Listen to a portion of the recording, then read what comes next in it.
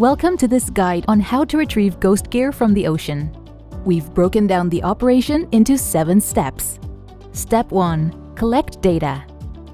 To plan a safe ghost gear retrieval, the first task is to find out as much information about the target gear as possible. This data can also be shared with relevant authorities. Data to be collected includes a GPS or map location, a compass bearing, any nearby landmarks, the depth of the site, the type of ghost gear, the size of ghost gear, any entangled marine life, any nearby hazards, and photos. Step 2. Build a team. Ghost gear retrieval operations are usually conducted by teams of 3 divers. 1 diver cuts the net, 1 diver assists, and 1 diver oversees safety. Everyone participating should have the following skills and experience: more than 50 dives logged, great buoyancy skills, an understanding of how to use lift bags underwater, and knowledge of the Greenfin's best environmental practice for divers. Each diving group should have at least 1 diver with prior experience in ghost gear retrieval. Also take extra people on the boat. They can help to lift the retrieved ghost gear from the water. Step 3. Prepare tools. A ghost gear retrieval team needs these tools: diving gear, cutting tools such as scissors, knives, and shears, lift bags, gloves, rope, GPS device, mesh bags, and a boat that can carry the retrieved nets. Step 4. Safety. The safety of the dive team and the marine environment are the most important considerations of any dive operation. Divers should never take undue risks, and team safety is always the paramount concern. Make sure you plan a safe operation and brief all divers about potential hazards and how to avoid environmental damage. Here are some safety tips to be aware of. Avoid net entanglement. There's a risk of getting caught in a net that releases unexpectedly and drags you to the surface, so be careful. Stay close to your buddies as it can get murky and visibility can degrade during the operation. Retrieval of nets can be chaotic and people can get lost, so keep to the dive plan.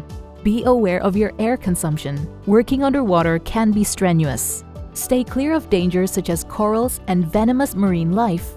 Be aware of any water currents. Stick to the time frame and do not stay longer. And always do a head count at the end of the operation. Step 5. Planning and briefing. Aside from safety, divers also need to be briefed on other aspects of the operation, including the dive plan and action plans, identification of teams and buddy groups, task allocation, such as who will do the cutting, who will do the data collection, and who will oversee the group's safety.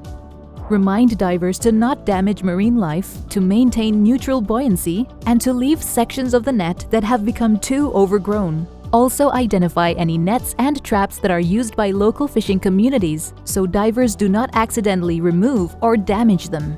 Step 6. Retrieval. Now the operation begins.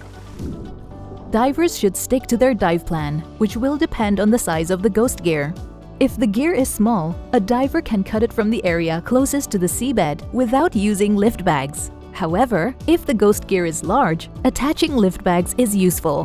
When attaching lift bags, ensure the bags are evenly distributed around the gear.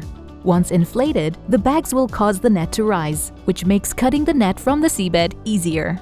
A net can be cut into smaller pieces and removed piece by piece if needed.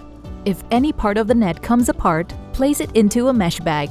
Remember, all divers should keep their body away from the ghost gear and coral reef at all times. Only their hands should be near the net. If there are any marine creatures caught in the net, make sure to safely release them. Once the ghost gear is free and brought to the surface, team members on the boat can lift it from the water. Step 7. Post-retrieval. Before leaving the site, do a head count to confirm all divers have returned.